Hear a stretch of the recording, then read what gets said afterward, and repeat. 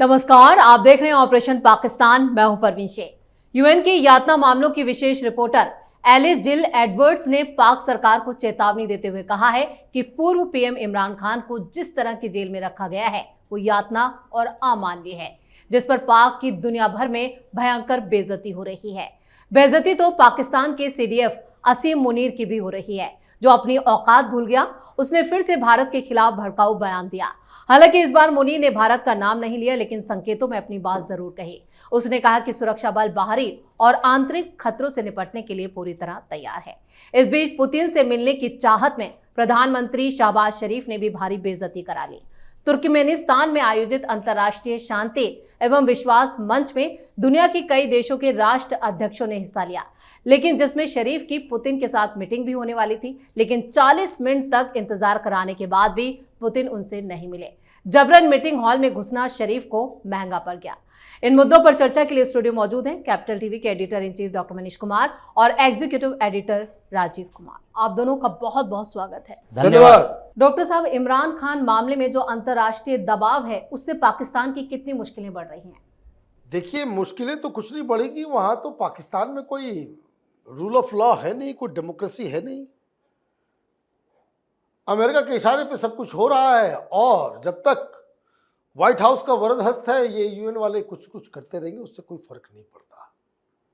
सवाल दूसरा है, जब आप ये खबर बता रही थी तो मेरा ध्यान अचानक से गया कि हिंदुस्तान में एक से एक सपोलों को हमने पाल रखे हैं, जो आतंकवादियों के मानवाधिकार के लिए पिटीशन डालते हैं, प्रेस कॉन्फ्रेंस करते हैं, आर्टिकल लिखते हैं जी। जिहादियों के लिए, कश्मीरी टेररिस्टों के लिए, लश्कर तोयबा और जमातुद दावा वालों के लिए, है ना, कि टीचर का बेटा है तो स्टूडेंट लीडर है। इमरान खान को साथ इतनी सारी चीजें हो रही है, यातनाएं दी जा रही है, हमने एक भी व्यक्ति को बात करते हुए नहीं सुना। भाई सारे मर गए क्या? सारे मर गए। बुरहान वानी और कश्मीरी टेररिस्ट जब पकड़े जाते हैं, मारे जाते हैं, तो छाती पीटना शुरू कर देते हैं ये लोग। इमरान खान की याद नहीं आ रही किसी को? क्यों ऐसा? ये जो ह्यूमन राइट्स चीखने चिल्लाने वाले, ये सब आईएसआई के पेरोल वाले हैं।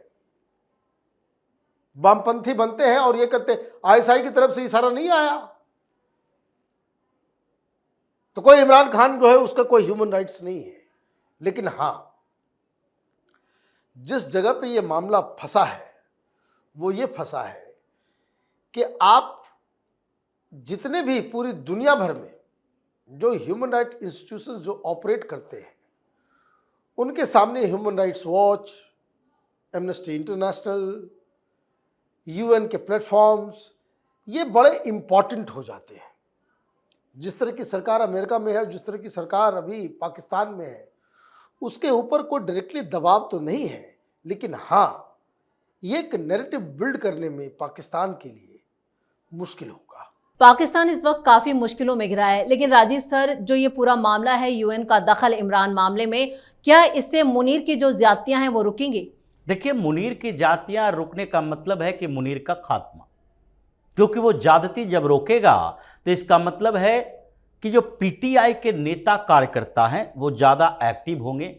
इमरान खान ये मान कर बैठा है कि उसका दुश्मन नंबर 1 मुनीर है, शहबाज शरीफ नहीं है। डेमोक्रेटिक तरीके से वो इन राजनीतिक पार्टियों से लड़ सकता है, लेकिन जो मुनीर से लड़ने का तरीका है वो अंतर्राष्ट्रीय प्रेशर और नेशनल लेवल पर प्रोटेस्ट, यही 2 तरीके हैं।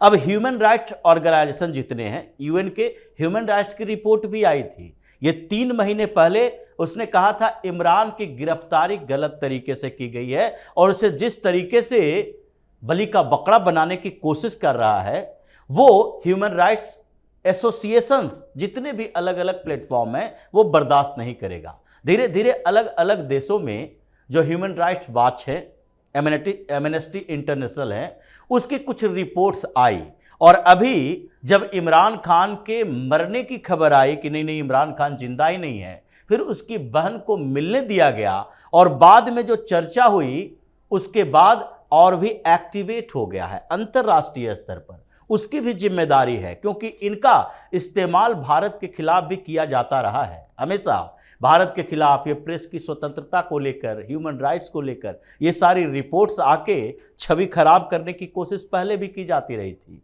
ये पाकिस्तान को संरक्षित सुरक्षित रखने की कोशिश करता था अमेरिका, लेकिन अब वो दबाव में आ रहा है, क्योंकि यूएन की तरफ से भारत ने भी सवाल यूएन में उठाया, 2-3 तरीके के सवाल उठाया था। सिक्योरिटी काउंसिल में अफगानिस्तान के ऊपर पाकिस्तान के अटैक का मुद्दा उठाया कि देखो ये तो पाकिस्तान के आम नागरिकों की हत्या किया है, एक्ट ऑफ वार माना जाना चाहिए।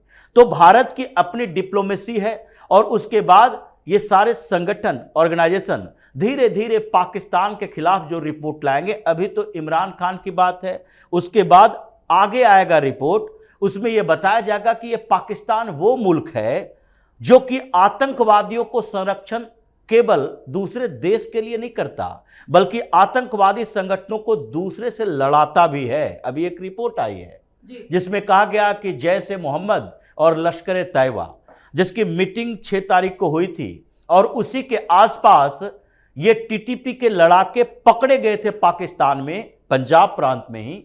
उसका मतलब ही यही था कि ये टीटीपी को पता चल गया है कि जैश और लश्कर, ये दोनों आतंकी संगठनों का इस्तेमाल हमारे खिलाफ करने की तैयारी मुनीर कर रहा है। और फिर ये लश्कर का एक कमांडर याकूब शेख, इसने तो सीधे तौर पर कहा कि अगर टीटीपी वाले सीज फायर नहीं मानते तो फिर मैदान में खूनी जंग होगी, हम लड़ेंगे पाकिस्तान की तरफ से। मतलब ये फौज नहीं लड़ेगी, ये आतंकी संगठन लड़ेगा।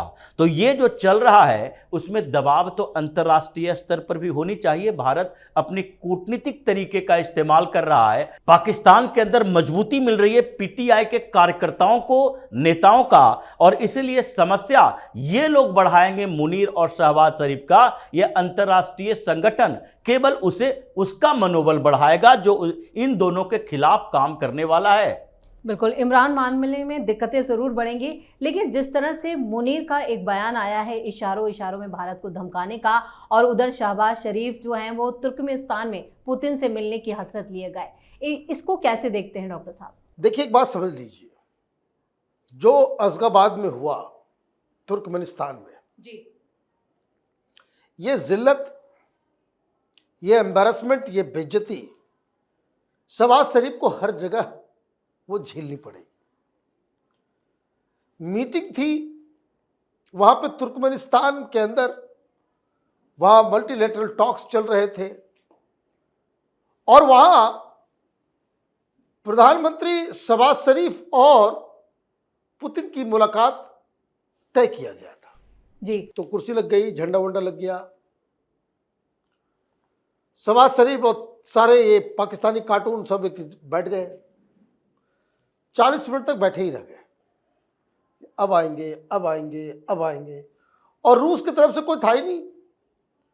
मालूम चला कि पुतिन साहब इनको समय देकर के उधर एर्दोगान से बातचीत कर रहे हैं।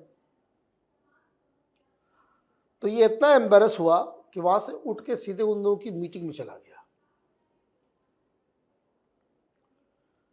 कि मीटिंग में जब गया, और मीटिंग में जाने के बाद वहां पे 10 मिनट उसको चाय वाय पिला करके फिर उसको कोई बातचीत नहीं हो पाई। क्यों हुआ ऐसा? ऐसा इसलिए हुआ, यही काम तो अमेरिका में भी हुआ। जब आप एर्दोगान के पास मिलने के लिए गए, आप डोनाल्ड ट्रंप से मिलने के लिए गए, तो आप अपने फील्ड मार्शल को साथ में लेकर के जाओगे।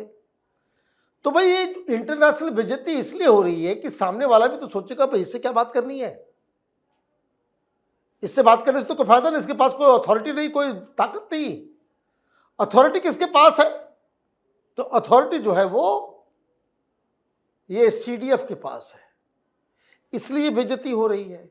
और उधर वो अथॉरिटी मेरे पास है, तो उसको सस्टेन करने के लिए मैं शुरू से कह रहा हूं, फिर मैं कह रहा हूं, वो हर 2 दिन में ये इस तरह की धमकी वाली बातें नहीं करेगा तो उसको उसकी कुर्सी जो है हिलती हुई नजर आएगी। इसलिए ये मुनीर का गेम प्लान है। बिल्कुल।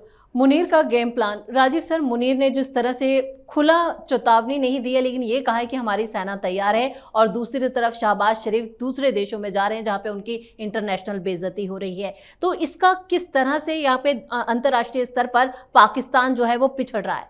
देखिए, मुनीर की सेना या पाकिस्तान की सेना तो हमेशा तैयार रहती है, वो हमेशा से तैयार है। वो 1948 में भी तैयार था, मार खा के वापस गया। वो 65 में भी तैयार था, फिर भी हार के पिट पिटा के वापस गया।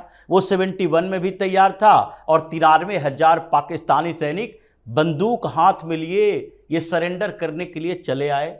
और फिर उसके बाद वो सेना वो भी वही है जो प्रधानमंत्री मोदी ने एयर स्ट्राइक किया, सर्जिकल स्ट्राइक किया, ऑपरेशन सिंदूर किया, और उस समय भी वो तैयारी ही करते रह गए।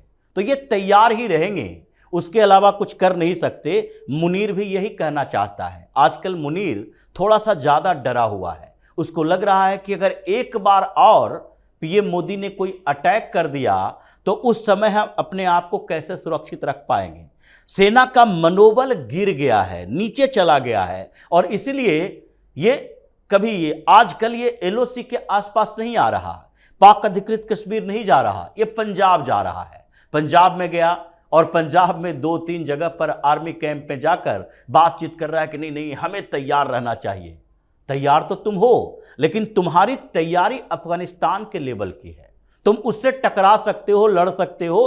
तुम्हारी तैयारी भारत के साथ संघर्ष करने की नहीं है। इसलिए मुनीर की स्थिति ये हो गई है कि अगर अगली बार कोई कार्रवाई हुई तो फिर इसकी कुर्सी तो जाएगी, ये खुद भी चला जाएगा। जो स्थिति पाकिस्तान के अंदर चल रहा है कि इसकी सेना, इसकी सरकार, इसकी अथॉरिटी सब खतरे में है, क्योंकि 2-3 लड़ाकों का संगठन, चाहे खैबर में हो या बलूचिस्तान में हो, ये सब सारे ये सोचने पर मजबूर हो रहे हैं कि जब ये मुनीर और शहबाज शरीफ आईएस के लड़ाके बुला रहा है, जैश-ए-मोहम्मद और लश्कर तैयबा के आतंकवादियों का इस्तेमाल कर रहा है, तो फिर हमें भी एकजुट होना चाहिए, क्योंकि हम तो अपनी अपनी आज़ादी के लिए लड़ रहे हैं। हम किसी दूसरे देश में जाकर विस्फोट नहीं करते। इसलिए अब खूनी जंग जो वहाँ छिड़ेगी, इन संगठनों के ऊपर ही छिड़ेगी, और मुनीर इसको कंट्रोल नहीं कर पाएगा जब आपस में झगड़ा होगा तो। और यही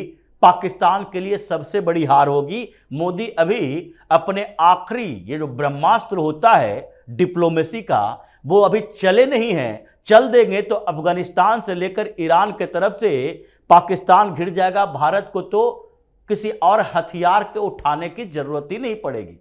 राजीव सर, इस तमाम जानकारी के लिए और सटीक विश्लेषण के लिए आप दोनों का बहुत बहुत धन्यवाद। धन्यवाद। भारत के खिलाफ खुद को खड़ा करने की कोशिश करने वाला पाकिस्तान इस वक्त दुनिया में सिर्फ हंसी का पात्र बनकर रह गया है, और सारे देश जो हैं, और कहें कि एक तरह से अंतर्राष्ट्रीय स्तर पर भी पाकिस्तान पर दबाव बनाया जा रहा है।